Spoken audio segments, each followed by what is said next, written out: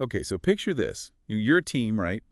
And you're playing in this super prestigious tournament like the UEFA Champions League, and you're breaking records, but not the kind you want to brag about. Oh, I can only imagine. You're like stuck in this massive scoring drought. I mean, your only goal of the whole season is, get this, an own goal from the other team. Ouch. Yeah, not ideal. Sounds rough. Right. So that was, the less than stellar situation for SK Sturm Graz, an Austrian team, heading into their matchup against Girona, who are, from Spain. Sturm Graz. Now, there's a team I haven't heard much about lately. Yeah, well, for good reason. They were struggling big time. But, this match, well, it ended up being anything but ordinary. Oh, how so? It was a real clash of narratives, you know what I mean? Yeah. Like, on one hand, you got Girona coming in hot off a string of wins, playing with all this confidence, looking like a real threat. Yeah, Girona's been making waves in La Liga. They're definitely a force to be reckoned with. And then on the other side, you've got Sturm Graz, desperately trying to snag their first win of the season, facing this uphill battle to prove they belong in this elite competition. A real underdog story brewing, huh? So you've got these two teams coming from totally different places, but both hungry for a win in the Champions League. What's the mission of this deep dive? Where are we going with this? Right, so we're going to dig into this match, this clash of styles. We're going to look at what went down, why it matters, and what it tells us about, like, the bigger picture, the unpredictability of football, how teams adapt, and how individual players can make all the difference. I'm intrigued. Let's dive in. So tell me more about Sturm Graz. What was their deal? Well, like we were saying, they were having a serious goal scoring problem, right? Their tactic was, basically just launching crosses into the box and hoping for the best. And that wasn't working out so well. Not at all. They just didn't have that clinical finisher, that guy who could consistently put those chances away. So this match against Girona was a real test. Could they adapt their game, especially against a team as tough as Girona? That's interesting because, Girona, they've been dominant at home, no question. But their away record, it tells a different story. Yeah, they were coming into this match having lost their first 2 away games in the Champions League. So going into this one, it had me thinking, is there some sort of psychological barrier they hit when they're away from home? Or is it more of a tactical issue they got to figure out?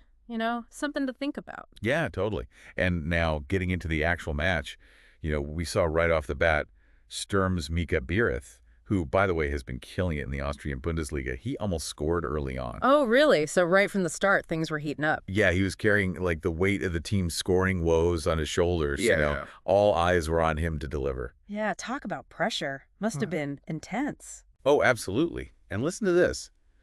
Both teams had some golden opportunities in that first half. Like what?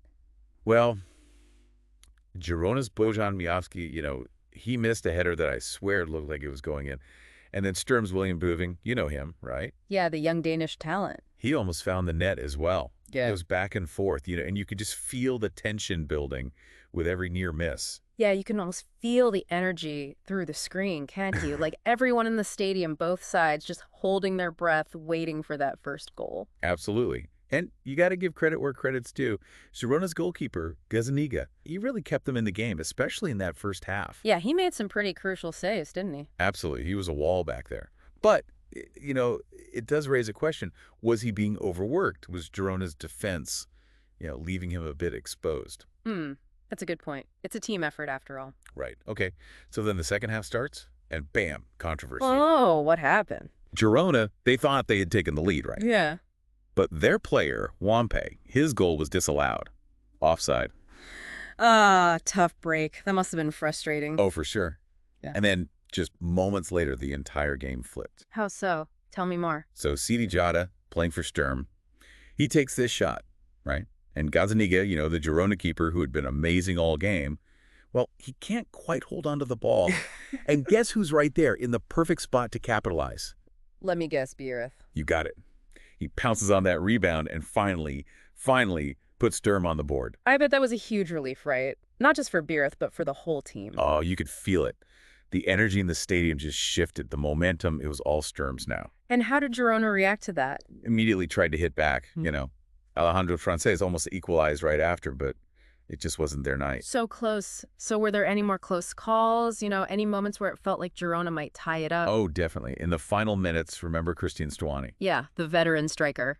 He almost salvaged a draw for Girona with this powerful header. But Daniel Kudyakov, Sturm's goalkeeper, he made it look easy. Just snatched it right out of the air. So it was a nail-biter till the very end. Oh, yeah. And final score, Sturm Graz 1, Girona 0.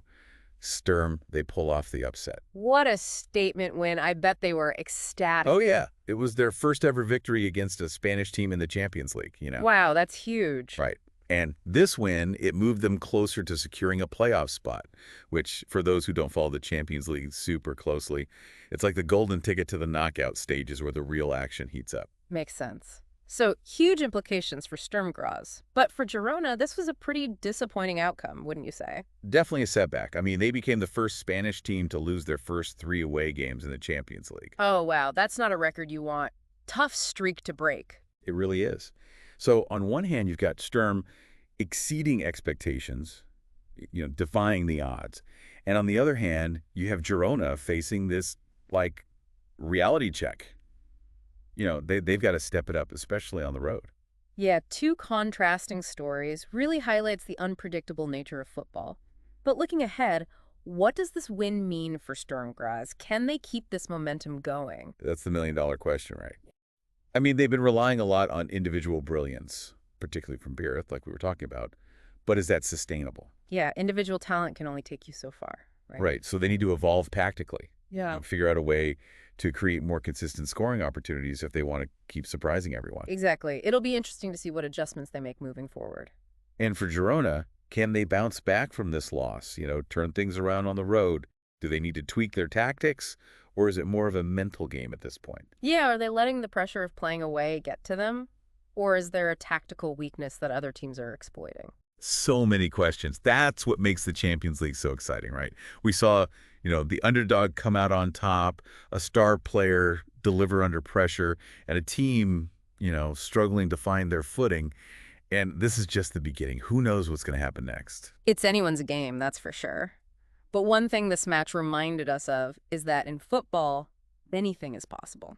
I love that. And hey, listeners, if you have any burning questions or, fascinating stuff you want us to deep dive into, send them our way. We're always up for a new adventure. Always curious to see what's out there. That's what we're here for. Oh.